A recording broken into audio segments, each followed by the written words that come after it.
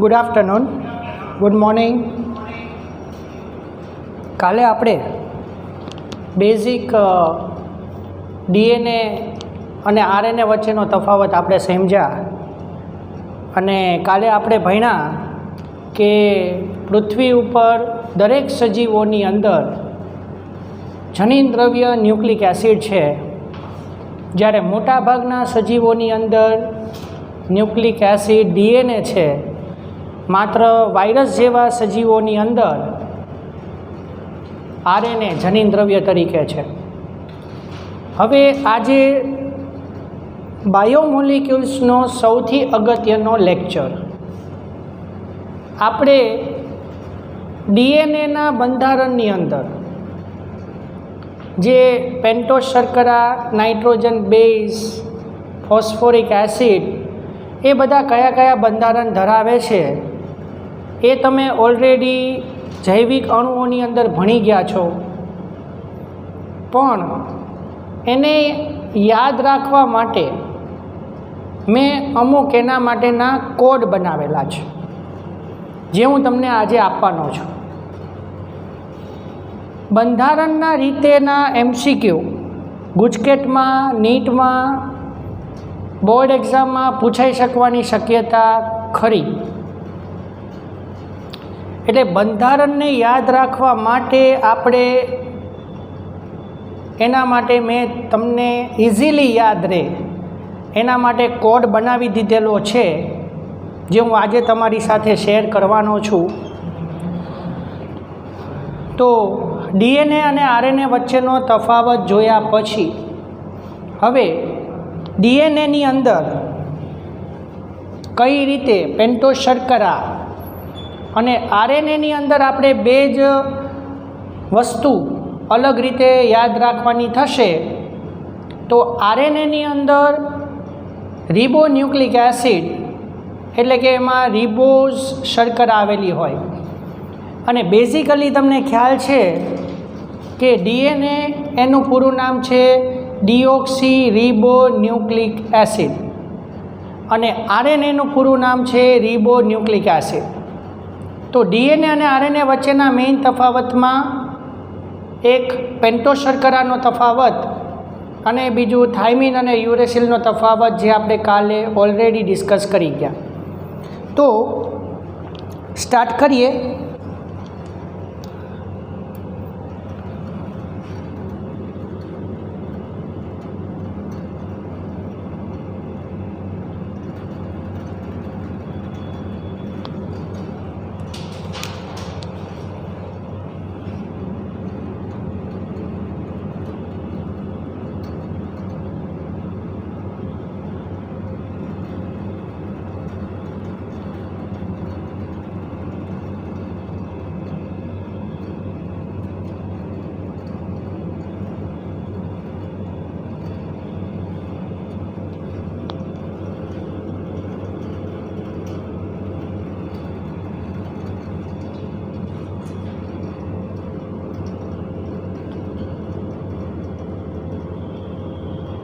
Generally આપણે nucleic acid એટલે પોલીન્યુક્લિયોટાઇડ શૃંખલા કહેવાય.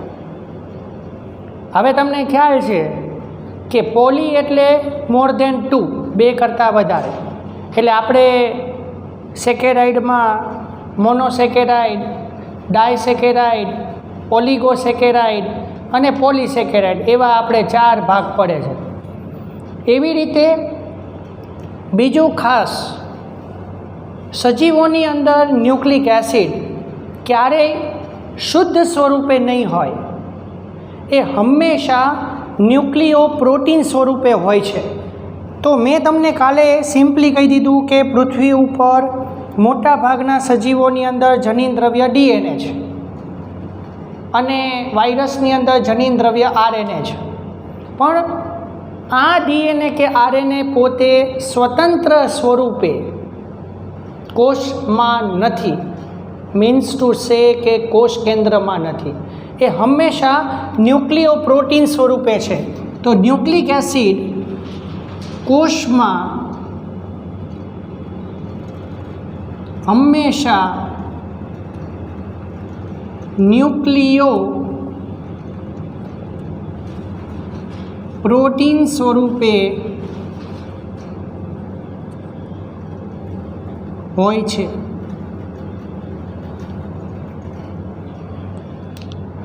તો ન્યુક્લિયો પ્રોટીનની અંદર બે રચનાનો સમાવેશ થાય, એક ન્યુક્લિક એસિડ અને બીજું પ્રોટીન. તો આ પ્રોટીન કયું છે? હિસ્ટોન અને બિન હિસ્ટોન પ્રોટીન. તો તમે રંગસૂત્રનું ડિટેલમાં ભણી ગયા છો કે રંગસૂત્રની અંદર ન્યુક્લિયો પ્રોટીન છે, ડીએનએની સાથે આરએનએ પણ છે, એની સાથે હિસ્ટોન અને બિન હિસ્ટોન પ્રોટીન પણ છે. બરાબર. બીજું જો તમને યાદ હોય તો આપણે જૈવિક અણુઓની અંદર એ પણ ભણી ગયા કે અમુક વૈજ્ઞાનિકોએ માનવ WBCમાંથી ન્યુક્લિયો પ્રોટીનને અલગ તારવ્યું અને પછી એમાંથી પ્રોટીનને અલગ તારવીને ન્યુક્લિક એસિડની શોધ કરી. બરાબર. 1947 થી 1951 દરમિયાન સાબિતી આપી કે જનીન દ્રવ્ય તરીકે ન્યુક્લિક એસિડ ડીએનએ છે. એની પહેલાં તો કોઈને કંઈ ખબર જ નહોતી કે જનીન દ્રવ્ય કયું છે.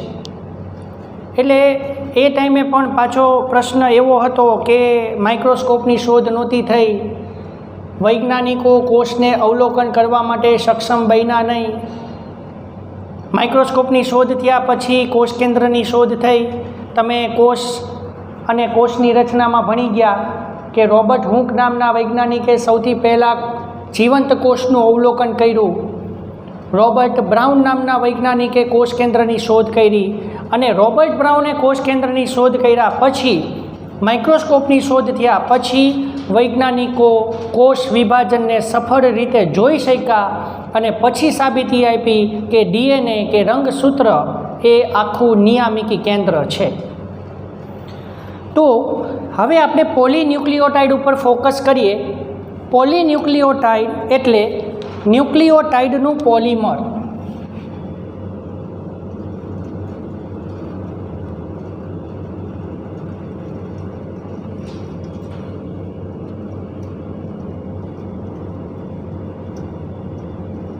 ઘણા બધા ન્યુક્લિયોટાઇડ એકબીજાની સાથે સંયોજાઈને એક આખું પોલિમર બનાવે છે.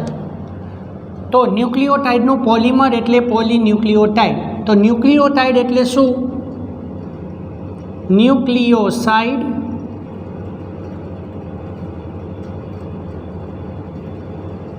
વત્તા ફોસ્ફોરિક એસિડ.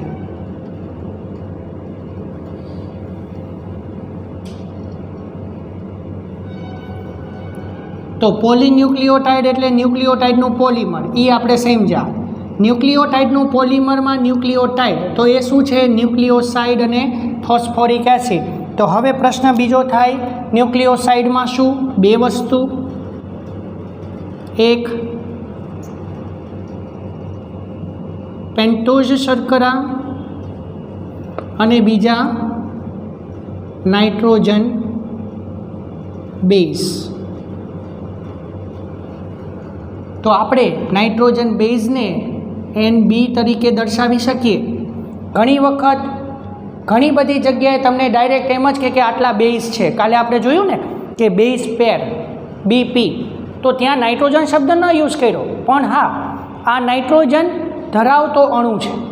બરાબર. તો પેન્ટોઝ શર્કરા અને નાઇટ્રોજન બેઝ. તો હવે પાછા આમાં બીજા બે ભાગ પડશે.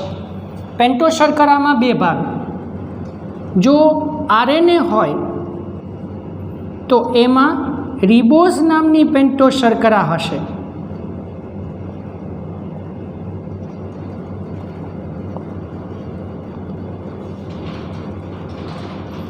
અને જો ડીએનએ હોય તો એ ડીઓક્સી રિબોઝ પેન્ટોઝ શર્કરા ધરાવે. બરાબર. નાઇટ્રોજન બેઝનું આપણે હવે ધીમે આના પછી ડિટેલમાં ડિસ્કસ કરીએ છીએ. તો હવે મેઇન રિબોઝ શર્કરા અને ડિઓક્સી રિબોઝ શર્કરા આ બંને વચ્ચેના બંધારણમાં શું ફેર, તમે એનું રેખીય અને ચક્રીય બંધારણ બંને સમજી ગયા છો. તો રિબોઝ શર્કરાની અંદર આપણે એનું અણુ બંધારણ થશે C5H10O5. તો એનું રેખીય બંધારણ હું અત્યારે નથી લેતો, બરાબર. રેખીય બંધારણ હું અત્યારે નથી લેતો, પણ સિમ્પલી એટલું કહી શકું કે રિબોઝ અને ડિઓક્સી રિબોઝ બંને આલ્ડો પેન્ટોઝ શર્કરા છે, બરાબર. રિબોઝ અને ડિઓક્સી રિબોઝ બંને આલ્ડો પેન્ટોઝ શર્કરા છે. તો ડિઓક્સી રિબોઝમાં એક ઓક્સિજન ઓછો, તો એનું અણુ બંધારણ શું થશે? C5H10O4. હવે મારે આ બંનેના ચક્રીય બંધારણ તમને કહેવા છે, બરાબર. તો એના ચક્રીય બંધારણ આ રીતે દોરાશે. રિબોઝ પેન્ટોઝ શર્કરાને આપણે પંચકોણથી દર્શાવીશું.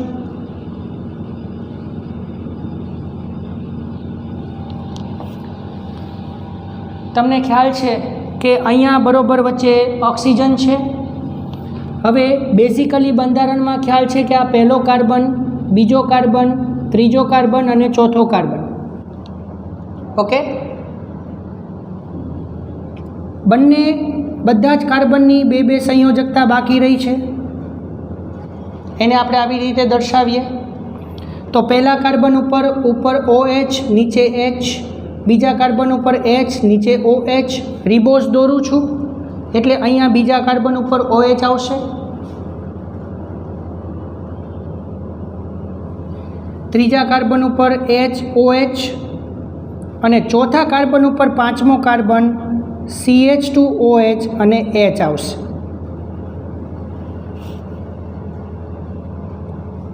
હવે ડિઓક્સી રિબોઝ આપણે દોરીએ તો એમાં ખાલી ફેર એટલો, પેન્ટોઝ શર્કરા સરખી, ફાઇન, કાર્બન નંબર સરખા, પણ આ પહેલા કાર્બન ઉપર OH H as it is. પણ બીજા કાર્બન ઉપર એક ફેરફાર છે, ખાસ ધ્યાન રાખજો.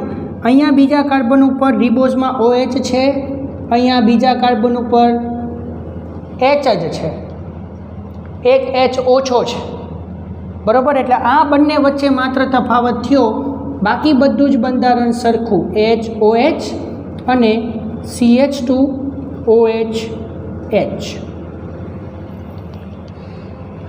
તો આ બંને બંધારણ ખાલી આપણે યાદ રાખવાના છે.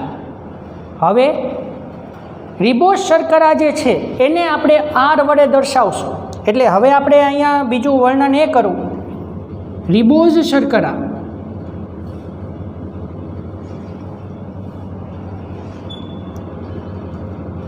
એને આવી રીતે આપણે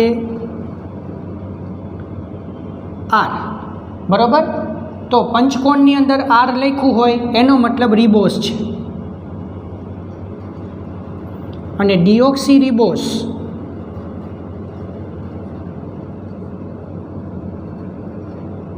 એને આપણે પંચકોણમાં D વડે દર્શાવશું.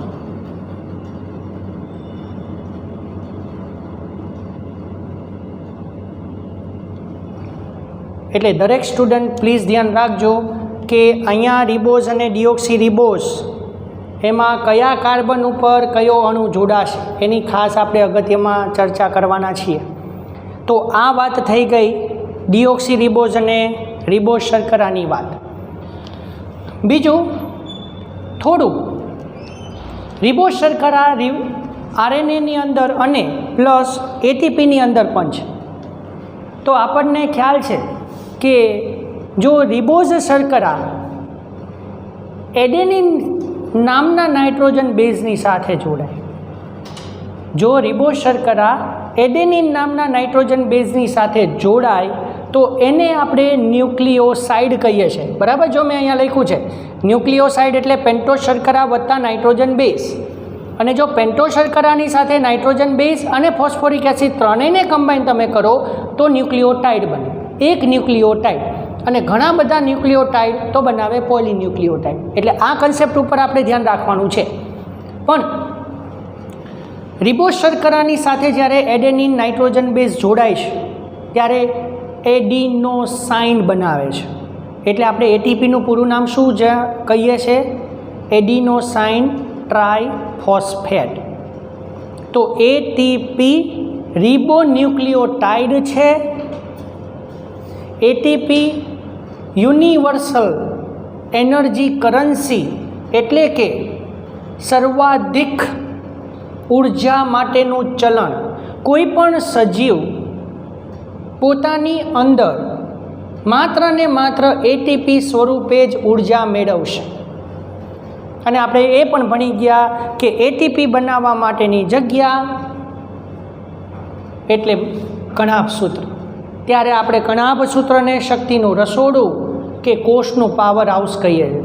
એટલે આ બધા કનેક્ટેડ પોઈન્ટ્સ છે, બરાબર. અને આરએનએની અંદર રિબોઝ શર્કરા, તો આ બંધારણ આપણે ખાસ ધ્યાનમાં રાખજો. પણ આ બધા બંધારણને આપણે ટૂંકમાં આવી રીતે દર્શાવશું. એટલે તમારે અહીંયા એ ધ્યાનમાં રાખવાનું થશે કે આ પહેલો, બીજો, ત્રીજો, ચોથો, ચોથા ઉપર પાંચમો કાર્બન છે, બરાબર. એટલે આપણે આની ઉપર ફોકસ કરવાનું છે. પણ આ બધું આવી રીતે આપણને જૈવિક અણુ સ્વરૂપે જોવા મળશે. હવે ખાસ તમારા માટે અગત્યનો મુદ્દો નાઇટ્રોજન બેઝની આપણે અહીંયા ચર્ચા કરીએ. ઓકે,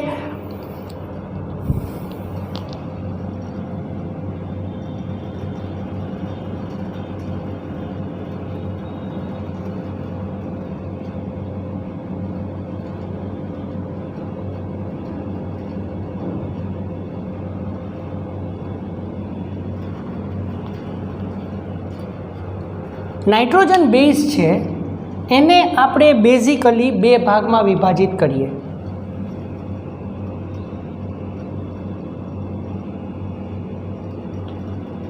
પ્યુરિન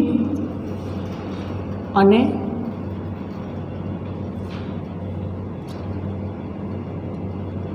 પિરિમિડિન, બરાબર. તો નાઇટ્રોજન બેઝ બે પ્રકારના, પ્યુરિન અને પિરિમિડિન. તો પ્યુરિનની અંદર બે રિંગ, શબ્દ ભેગા ન કરતા હો, બે રિંગ ન લખતા, બે રિંગ ધરાવતું બંધારણ છે. જ્યારે પિરિમિડિનમાં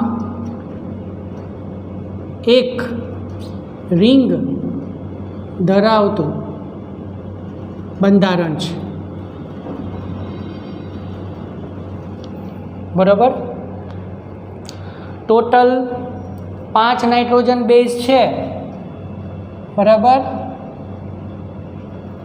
એમાંથી ડિવાઈડ કરી દઉં તો પ્યુરિન નાઇટ્રોજન બેઝ 2 અને પિરિમિડિન નાઇટ્રોજન બેઝ 3. તો પ્યુરિન નાઇટ્રોજન બેઝની અંદર 2 નાઇટ્રોજન બેઝ કયા આવશે?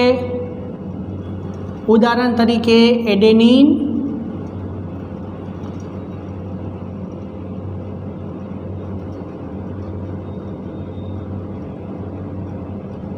જેને એ વડે દર્શાવશું, અને થોડી જગ્યા રાખું છું કારણ કે મારે અહીંયા કોડ લખવાનો છે.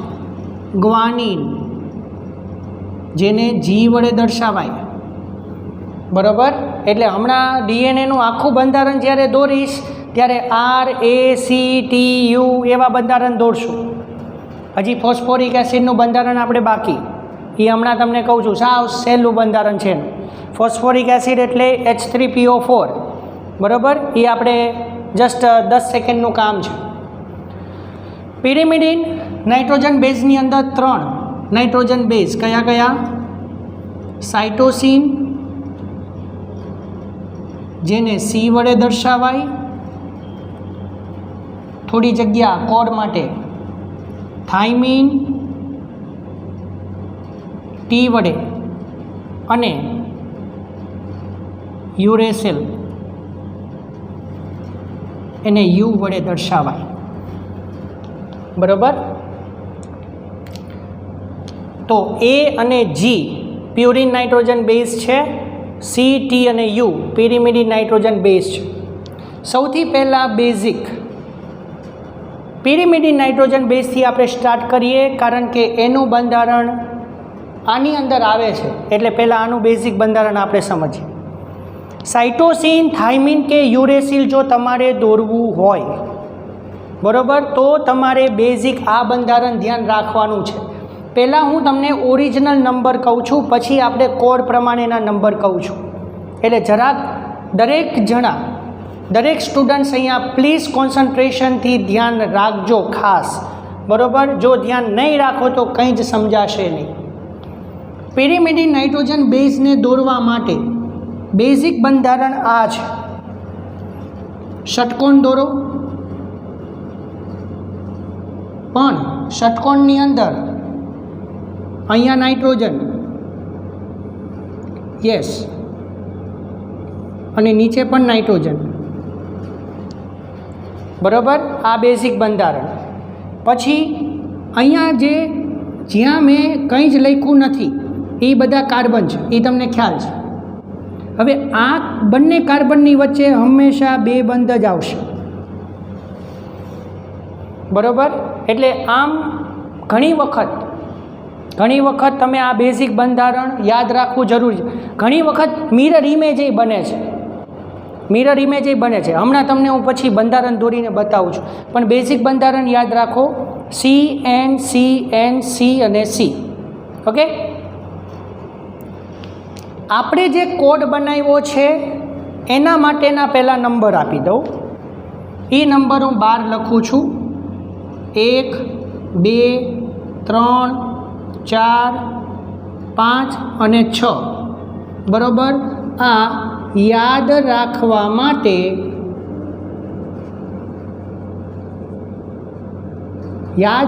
માટેના કોડ પ્રમાણે બંધારણ થયું,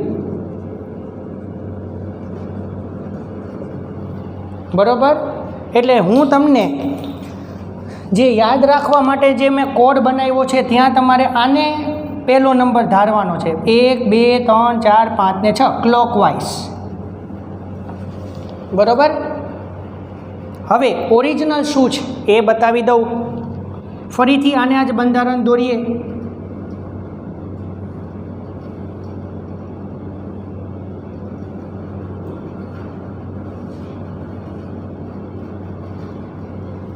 બરાબર. તો ઓરિજિનલ આ નંબર છે.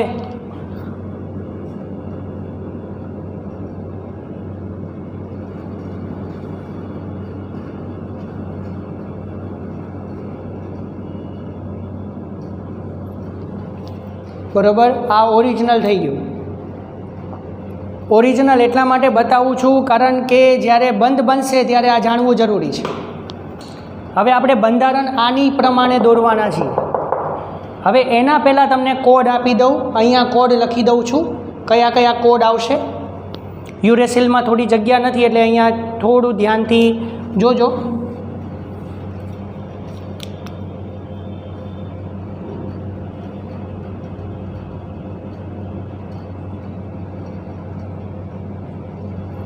હવે આપણે સાઇટોસિન, થાઇમિન અને યુરેસિલ 3 દોરવા છે, તો એના માટેનો કોડ છે. સાઇટોસિન ધારો કે આપણે દોરવું હોય તો એનો કોડ છે 1 એમિનો 3 કીટો, બરાબર. તમારે આ જ મેઇન સમૂહને જોવાનો છે. હમણાં દોરીએ.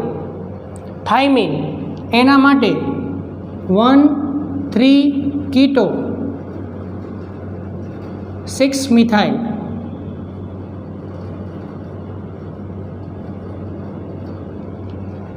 બરાબર. થાઇમિન માટે 1, 3 કીટો 6 મિથાઇલ. સાઇટોસિન માટે 1 એમિનો 3 કીટો. હજી થોડા નિયમ બેઝિક જાણવાના છે, અઘરું નથી. યુરેસિલ, એના માટે કોડ છે 1, 3 કીટો, બરાબર. હવે આગળ વધીએ. સાઇટોસિન દોરવું છે તો પહેલાં આ બેઝિક બંધારણ દોરી દઈએ.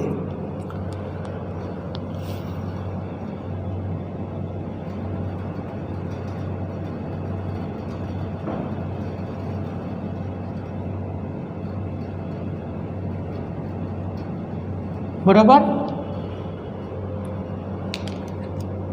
પિરિમિડિન નાઇટ્રોજન બેઝ દોરવા માટે આ કોમન બંધારણ બંને સરખા છે, પણ આપણે ઓરિજિનલ આ કાર્બન આ નંબર બંધ બનાવતી વખતે ધ્યાનમાં લેવાના છે. અત્યારે આનું કાંઈ જરૂર નથી, આનું એક વખત કામ આવશે આમાં, એ ત્યારે હું તમને કહું છું. હવે આપણે પિરિમિડિન નાઇટ્રોજન બેઝ દોરવું છે. કયું દોરવું છે? બેઝિક બંધારણ આ. હવે સાઇટોસિન દોરવું છે તો કોડ શું છે? 1 એમિનો 3 કીટો. એનો મતલબ શું થયો? ફર્સ્ટ નંબર ઉપર એમિનો અને થર્ડ નંબર ઉપર કીટો સમૂહ મૂકી દો પહેલાં. તો આ થઈ ગયું 1 એમિનો NH2 અને 3 કીટો. ચલો હવે નિયમ નંબર 2. પહેલો નિયમ કે બંધારણ દોરી, મૂળ બંધારણ દોરી અને ચોક્કસ સમૂહ મૂકો. બીજો નિયમ we are studying biochemistry. Benzene દોર્યું છે એટલે એકાંતરે દ્વિબંધ આવશે. તો તમને ખ્યાલ છે કે અહીંયા દ્વિબંધ છે તો અહીંયાય આવે અને અહીંયાય આવે, બરાબર? એટલે બીજો નિયમ એકાંતરે દ્વિબંધ મૂકો. અહીંયા દ્વિબંધ મૂકો અને અહીંયા પણ મૂકો. સર એક મિનિટ, અહીંયા તમે દ્વિબંધ મૂકો એનો વાંધો કાંઈ નથી, પણ અહીંયા જો દ્વિબંધ મૂકશું તો આ કાર્બનની સંયોજકતા 5 થઈ જશે. એટલે આને આપણે દ્વિબંધ મૂકશું નહીં. અહીંયા આપણે દ્વિબંધ મૂકી શકીશું. શું કામ? કારણ કે આ કાર્બનની 4 સંયોજકતા પૂરી થઈ જાય છે. નાઇટ્રોજનની 1 સંયોજકતા કાર્બન સાથે છે અને નાઇટ્રોજનની 2 સંયોજકતા હાઇડ્રોજન સાથે છે, એટલે એ બરોબર છે. અહીંયા નાઇટ્રોજનની સંયોજકતા 3 છે, જ્યારે અહીંયા આપણે એકાંતરે દ્વિબંધ મૂકશું તો 1 2 3 4 ને 5. ઓક્સિજનની તો સંયોજકતા 2 છે. જો બેઝિકલી એટલું યાદ રાખજો, હાઇડ્રોજનની સંયોજકતા 1, ઓક્સિજનની 2, નાઇટ્રોજનની 3, કાર્બનની 4 અને ફોસ્ફરસની 5. આ રીતે આપણે સંયોજકતા ચેક કરવાની છે. બટ અહીંયા ફોસ્ફોરિક એસિડ તો બંધારણમાં અત્યારે છે નહીં, એની વાત આપણે અહીંયા કરવાના છે. તો પહેલો મુદ્દો એ ક્લિયર થઈ ગયો. તો કીટોન સમૂહ જ્યાં છે ત્યાં આપણે એકાંતરે દ્વિબંધ નહીં મૂકી શકીએ. અને છેલ્લો ફાઇનલ નિયમ કયો? સંયોજકતાઓ હવે ચેક કરતા જાઓ અને જ્યાં જ્યાં સંયોજકતાઓ બાકી છે એ સંયોજકતા હાઇડ્રોજનથી પૂરી કરી દો. તો સંયોજકતાઓ ચેક કરતા જાઓ. નાઇટ્રોજનની 3 સંયોજકતા પૂરી, કાર્બનની 4 પૂરી, ઓક્સિજનની 2 પૂરી. અહીંયા નાઇટ્રોજનની 1 સંયોજકતા બાકી રહે છે, એને હાઇડ્રોજનથી પૂરી કરો. અહીંયા કાર્બનની 1 2 ને 3 સંયોજકતા છે, એને હાઇડ્રોજનથી પૂરી કરો. અને અહીંયા એની સંયોજકતા હાઇડ્રોજનથી પૂરી કરો. તો આ બંધારણ થઈ ગયું સાઇટોસિન.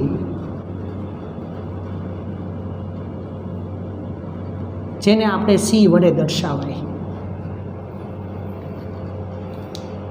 તો દરેક સ્ટુડન્ટ્સને ખાસ એક એડવાઇસ એ કે તમને કોઈ પણ બંધારણ MCQમાં પૂછવામાં આવે તો આપણે સાઇટોસિનને ઓળખવા માટે શું ધ્યાન રાખશું? First amino and third keto. બસ. મેં તમને અત્યારે જે બંધારણ દોરાયું, બની શકે એવું કે એની મિરર ઇમેજ આવે, તો એક મિરર ઇમેજ આપણે બતાવી દઈ તો બાકીના મિરર ઇમેજ કેવી બને એ તમને આઈડિયા આવે. તો ધારો કે આ બંધારણ મેં તમને દોરાયું, હવે એની મિરર ઇમેજ એટલે અરીસાની અસર, તો એને ઊંધી રીતે આમ દર્શાવાય. બંધારણ સેમ જ છે, તો ત્યાં આપણે કઈ રીતે દર્શાવશું? નાઇટ્રોજન અહીંયા લઈ લેવાનો થાય, બરોબર? અને નીચે નાઇટ્રોજન તો એમ નામ જ છે, જે છે એમ નામ.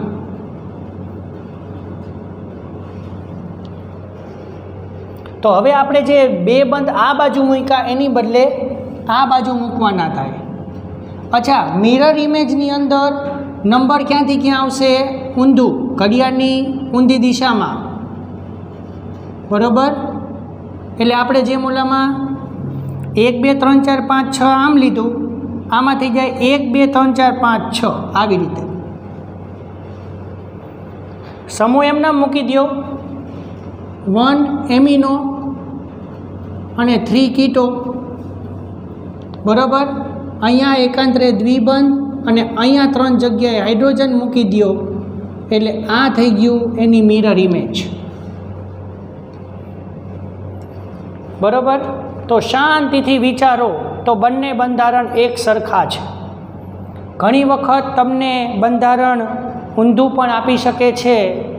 ઊંધા બંધારણની અંદર મિરર ઇમેજ આપી શકે છે, નીચે એમિનો મૂકે, ત્રીજા ઉપર કીટોન મૂકે, બાકી બધું એમનામ હોય.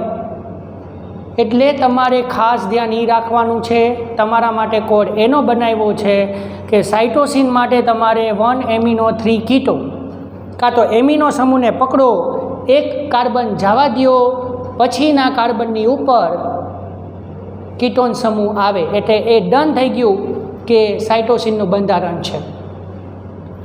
ઘણી વખત અમુક બંધારણની અંદર તમને હાઇડ્રોજનની સંયોજકતા પૂરી ન કરવા માટે હાઇડ્રોજન નથી બતાવતા, તો એ પણ સાચું ગણી શકાય, બરાબર. તો આ છે સાઇટોસિનનું બંધારણ. ચલો હવે થાઇમિનનું બંધારણ દોરવું છે, તો એના માટે તમને આઈડિયા છે, આપણે બેઝિક બંધારણ દોરી દઈએ. તો થાઇમિન માટે સૌથી પહેલાં બેઝિક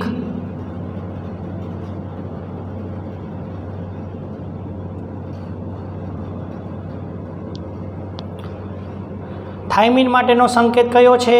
1 3 કીટો અને 6 મિથાઇલ. ઓકે, તો આ 1 કીટો, 3 કીટો અને 6 મિથાઇલ CH3. અચ્છા, દરેક જણાને ખાસ એ કહી દઉં કે આ બંધ કાર્બન સાથે આવે. ઘણી વખત અમુક જણા શું કરે છે, આ CH3ની બદલે આમ લખે.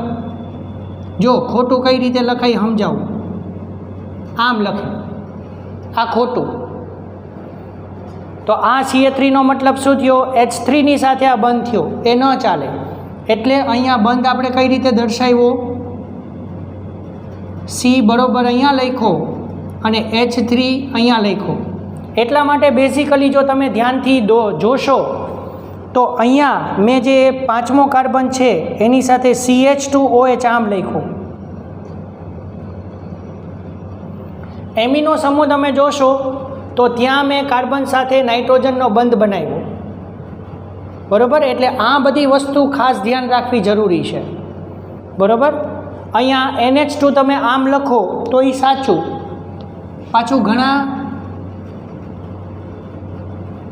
NH2 આમ લખી નાખે તો સાવ ખોટું, બરાબર. H2 એની સાથે ન જોડાય. એટલે બરાબર રીતે બંધ બનાવવામાં ધ્યાન રાખવાનું. બંધારણની અંદર નાનામાં નાની ભૂલ હોઈ શકે, એના કારણે થઈને બંધારણ આપણે ખોટું સિલેક્ટ કરી પણ શકીએ છીએ. ઓકે, નિયમ સેમ. સમૂહ મૂકી દીધા. હવે એકાંતરે બંધ મૂકો તો અહીંયા એકાંતરે બંધ નહીં મુકાય, અહીંયા પણ નહીં મુકાય. તો જો અત્યાર સુધીના ડિસ્કશનમાં તમને ખ્યાલ આવ્યો હોય તો જ્યાં જ્યાં કીટોન સમૂહ છે ત્યાં આપણે એકાંતરે દ્વિબંધ મૂકી શકતા નથી. આ તારણ આવી ગયું. જ્યાં આપણે કીટોન સમૂહો છે ત્યાં આપણે એકાંતરે દ્વિબંધ મૂકી શકતા નથી. એમિનો સમૂહ છે ત્યાં આપણે એકાંતરે દ્વિબંધ મૂકી શકીએ છીએ જો થાય તો.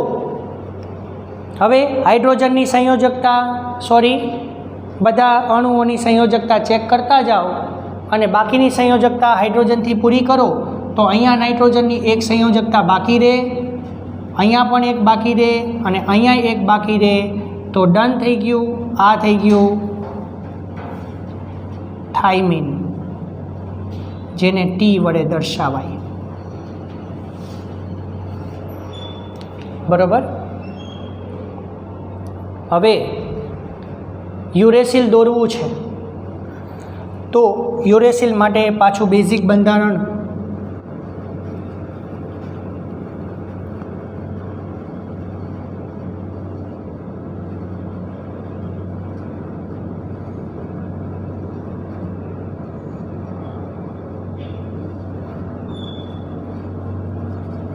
ચલો, યુરેસિલ દોરવા માટે આપણે બેઝિક શું કરશું? બરાબર, 1 3 કીટો. તો અહીંયા પહેલાં ઉપર કીટો મૂકી દો અને ત્રીજા ઉપર પણ કીટોન મૂકી દો. બસ હવે એકાંતરે દ્વિબંધ મુકાશે. સર અહીંયા નથી મુકાણું તો અહીંયા ક્યાંથી મુકાય? બરાબર. ચલો નેક્સ્ટ નિયમ, ખાલી રહેતી સંયોજકતા હાઇડ્રોજનથી પૂરી કરીએ તો અહીંયા નાઇટ્રોજનની સંયોજકતા હાઇડ્રોજનથી પૂરી કરો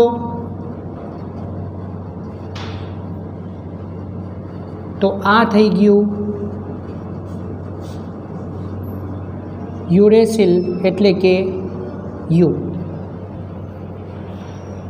હવે સૌથી અગત્યનો મુદ્દો પેજ નંબર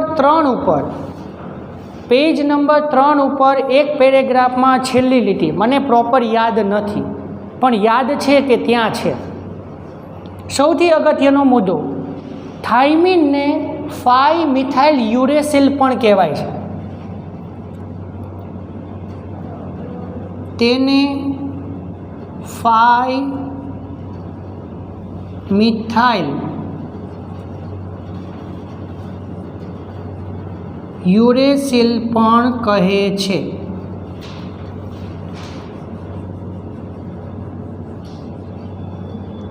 વિચારો તો હવે એ 5 મિથાઇલ યુરેસિલ તમારે આના માટે ઓરિજિનલ યાદ રાખવાનું થાય. તો આ બંને બંધારણને તમે સરખાવો તો ફેરફાર ક્યાં છે? ખાલી 5મા કાર્બન ઉપર. જો 5મા કાર્બન ઉપર હાઇડ્રોજનની બદલે મિથાઇલ આવી જાય તો બની જાય થાઇમિન. એટલે શું કહેવાય?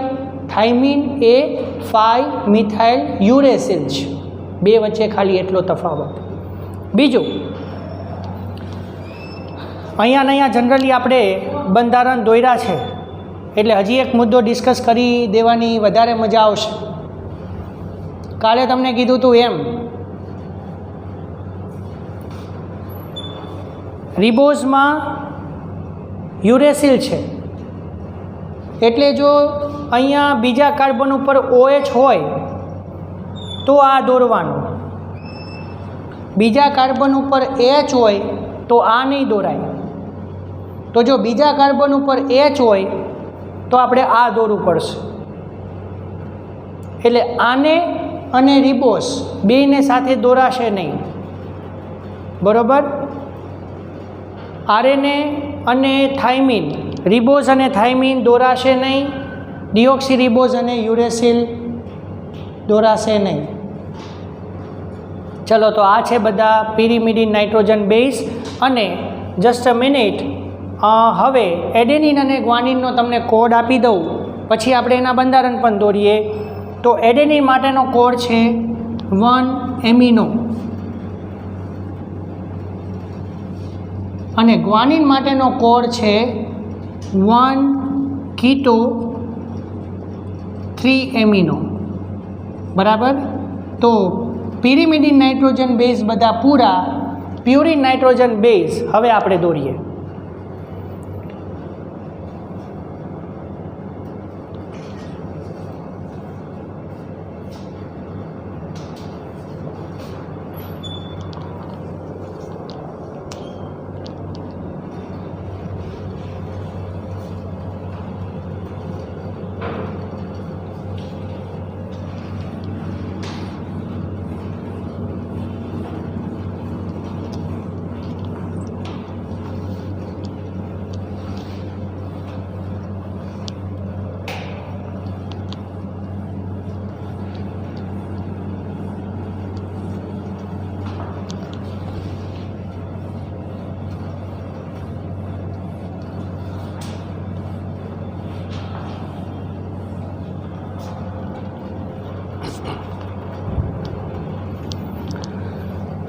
જેમ પિરિમિડિન નાઇટ્રોજન બેઝ દોરવા માટે આપણે બેઝિક બંધારણની ચર્ચા કરી એમ હવે પ્યુરિન નાઇટ્રોજન બેઝ માટે મેં તમને કોડ આપી દીધો છે.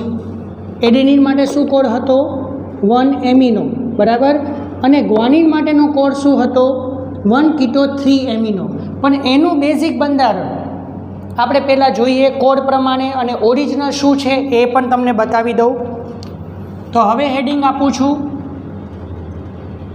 પ્યુરિન નાઇટ્રોજન બેઝ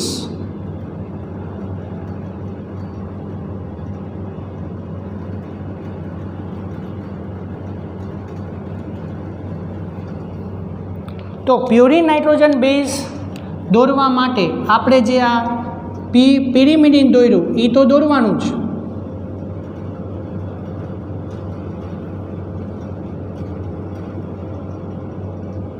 બરોબર. પણ આ જે આપણે ષટકોણ દોર્યો પિરિમિડિનનો, એમાંય પિરિમિડિન તો ચક્ર છે જ. આપણે શું કીધું, પ્યુરિનની અંદર 2 રિંગ ધરાવતું સ્ટ્રક્ચર છે, બંધારણ છે. એટલે અહીંયા જે કાર્બન છે એને નાઇટ્રોજન સાથે જોડો, અહીંયા કાર્બનને નાઇટ્રોજન સાથે જોડો, અને બંને કાર્બન નાઇટ્રોજનને કાર્બનથી જોડી દો, આવી રીતે, બરાબર. અને અહીંયા દ્વિબંધ પાકો, એટલે એક દ્વિબંધ અહીંયા આવશે અને એક દ્વિબંધ અહીંયા આવશે. કોડ પ્રમાણે યાદ રાખવા માટેનું બંધારણ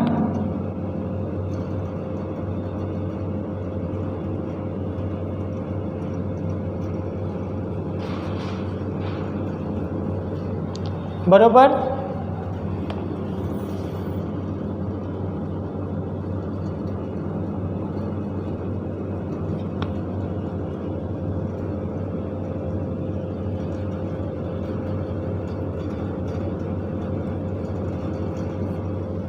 કોડ પ્રમાણે યાદ રાખવા માટે નંબર આ રીતે આવશે.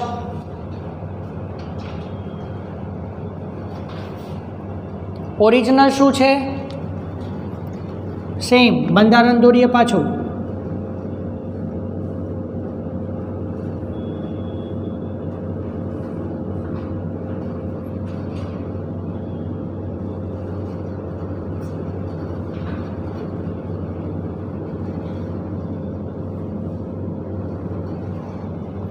ઓરિજિનલ છે આ.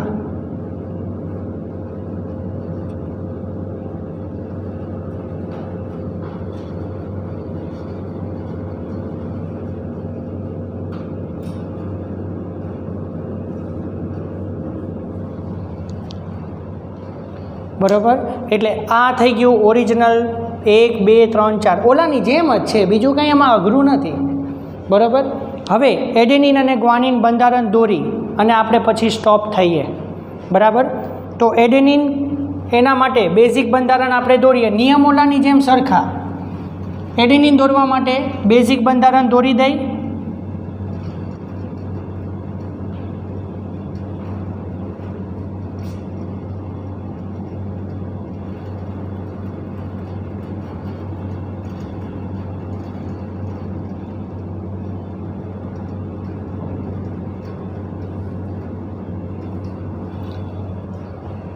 હવે કાર્બન નંબર લખતો નથી. એડેનિન માટે આપણે શું કોડ લખેલો? 1 એમિનો. ચલો લખી દઈએ 1 એમિનો. એટલે આ પહેલો નિયમ પૂરો. બીજો નિયમ શું? એકાંતરે દ્વિબંધ. ચેક કરી લઈએ. અહીંયા એકાંતરે દ્વિબંધ મુકાશે? હા. અહીંયા પણ હા મુકાશે. બરાબર. અહીંયા નહીં. હવે સંયોજકતાઓ ચેક કરતા જાઓ. તો અહીંયા નાઇટ્રોજનની 3 સંયોજકતા પૂરી, કાર્બનની 3 છે, 1 બાકી, હાઇડ્રોજનથી પૂરી. અહીંયા નાઇટ્રોજનની 3 પૂરી, કાર્બનની 4 પૂરી, અહીંયા કાર્બનની 4 પૂરી, અહીંયા નાઇટ્રોજનની 3 પૂરી, અહીંયા કાર્બનની 1 બાકી, હાઇડ્રોજનથી પૂરી કરો, અને અહીંયા નાઇટ્રોજનની 3જી સંયોજકતા હાઇડ્રોજનથી પૂરી કરો. તો આ બંધારણ થઈ ગયું એડેનિન, જેને એ વડે દર્શાવાય. બરોબર. ચાલો હવે છેલ્લું બંધારણ ગ્વાનિન. તો ગ્વાનિન માટે નિયમ સરખો પાછો. બેઝિક બંધારણ દોરી દઈએ.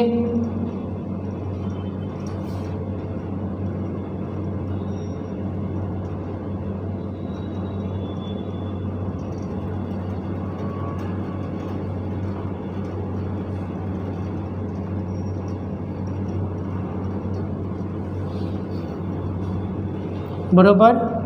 તો ગ્વાનિન માટેનો આપણે કોડ શું બનાવેલો છે? 1 કીટો અને 3 એમિનો, તો અહીંયા મૂકી દો કીટો અને અહીંયા મૂકી દો એમિનો. તો અગાઉ તમને સૂચના આપી એ પ્રમાણે કીટોન સમૂહ હશે તો ત્યાં આપણે એકાંતરે દ્વિબંધ મૂકી શકશું નહીં, એટલે અહીંયા દ્વિબંધ નહીં આવે, અહીંયા આવશે. તો અહીંયા નાઇટ્રોજનની ત્રીજી સંયોજકતા હાઇડ્રોજનથી પૂરી કરો, બાકી બધી સંયોજકતા પેક જ છે. અહીંયા કાર્બનની સંયોજકતા હાઇડ્રોજનથી પૂરી કરો અને અહીંયા નાઇટ્રોજનની સંયોજકતા ત્રીજી હાઇડ્રોજનથી પૂરી કરો. એટલે આ થઈ ગયું ગ્વાનિનનું બંધારણ.